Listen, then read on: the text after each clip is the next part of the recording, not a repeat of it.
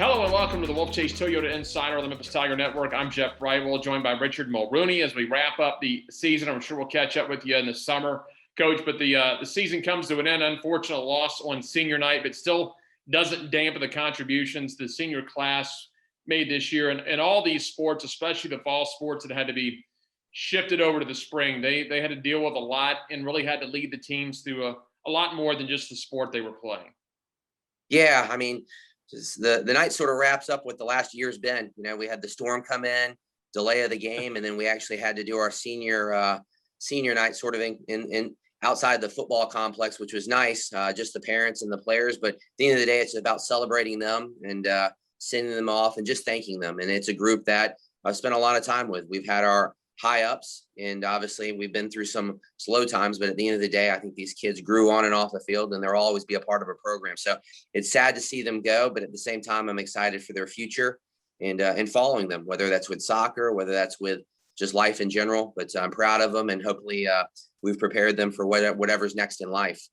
Well, let's talk about the offseason. The first thing about the offseason, just like every other sport, the NCAA with the free transfer year, the transfer portal, and obviously you don't want to go into specifics. I want to get you in trouble on your coach's show, but it will be an interesting year. It's almost like being a sporting manager, as they say in football, more of a GM role probably, and moving the chess pieces around than just the traditional go out and recruit and just sign a kid to a 4-year scholarship. Yeah, I mean, it's a busy time right now. Obviously, with our season being 4 months away, we don't necessarily have that 8 or 9 month period or even 12-month per se to recruit. So it's a bit busy. We're having individual meetings now just because it's information that we need to find out from the kids of, how was their experience? Are they looking to stay? Are they looking to go? What are our thoughts on them as well? And from that, we obviously can piece together, okay, we're missing this spot. In the season, we struggled here. This spot's solid. So, it's up to me, Tony and Norris to, after these meetings, piece together the team and just say, you know what, this is what we need to recruit. This is the scholarship that we have left, so on and so forth. So while the season just ended and everybody's like, oh, you can take a deep breath. Well, you can take a deep breath for, that night after the UCF game, but the next morning it was just back to work and busy because, the quick turnover in terms of having this team prepared and ready, not just for the fall, but for the summer to have workouts and obviously the compliance part. It's quite busy, but again, that's our job. We're excited about it. And, I know that the returning guys are excited about getting back in the fall just as much as I am. And, I want to make sure we're prepared for that as much as possible. Well, what are your assessments? I mean, I know it's very early. You've got spots to fill, but going back to a regular fall season will be a quick turnaround.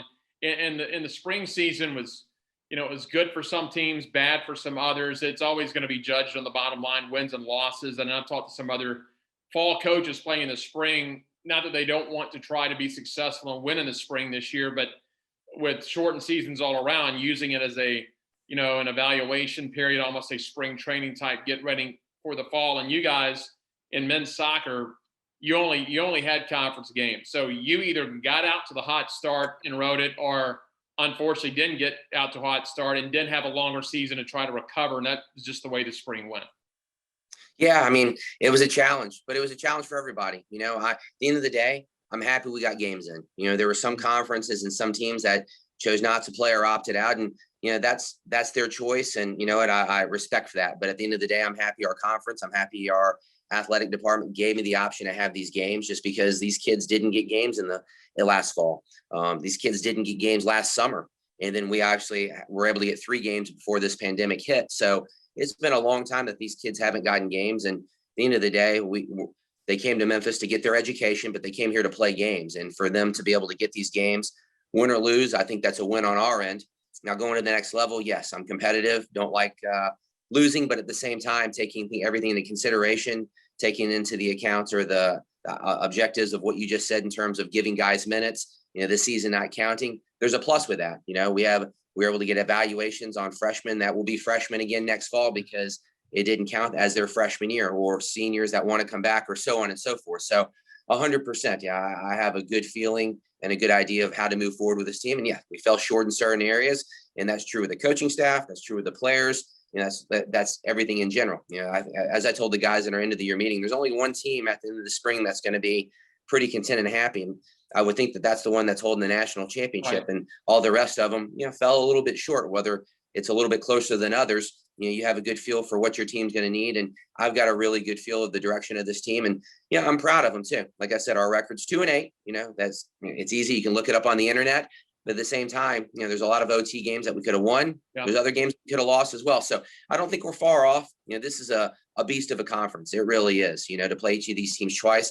I love the competition of it, but as you mentioned, a little bit slow start or missing a few players here or there for whatever reason. It's a challenge to go on the road to get wins. It's a challenge to win at home. But at the end of the day, it's a conference I believe in. And I think that if we can do our job, you can get rewarded for it from playing those types of teams as well. Final thing, and I always I make sure to kind of give you guys a plug every time I talk to Laird or Jeff Crane, and I talked to Brooks about it. I haven't had a lot of chance to talk to Kevin Robinson about it, but I mean, we can all go on the website, as you mentioned, and look at the renderings for the what hopefully is to come sooner than later in the soccer and track facility. Where does that stand now? I know Laird tells me there are meetings going on. You've told me, Brooks has told me. I mean, there's some things working in the background that it's not public, and I'm sure you're limited on what you can say. But this will be the second full year now you've been on the pitch over on the Murphy Athletic Complex, and that's going to be the next big thing to add over there is the stadium along that plaza to really enhance everything. Yeah, I mean, again, very pleased to be over there. Like I said, Mike Rose served a purpose. We're very happy that we were able to play out there for years and years, but there's nothing like being at home, to have your locker rooms 100 yards from the field, to have your training field right there. And yes, obviously we want to eventually move our offices over there, have some grandstands that people, can sit in and have a good view, and just create an environment that's fitting for what golf is built, for what softball is built, for what football is built. And we want to fit in with that. And yes, Laird has had meetings with us.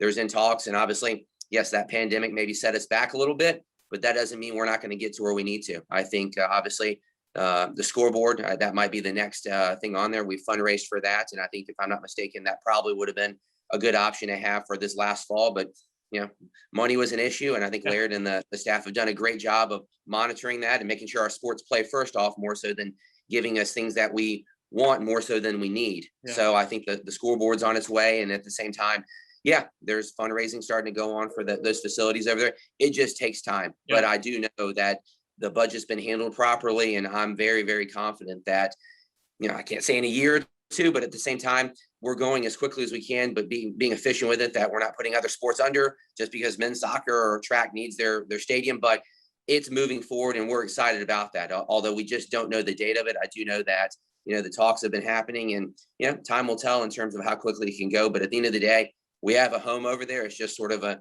unfinished home that soon will be. And we know that. All right. Sounds good. Coach, as always, we appreciate it. I'm sure we'll catch up with you sometime this summer. Thanks, Jeff.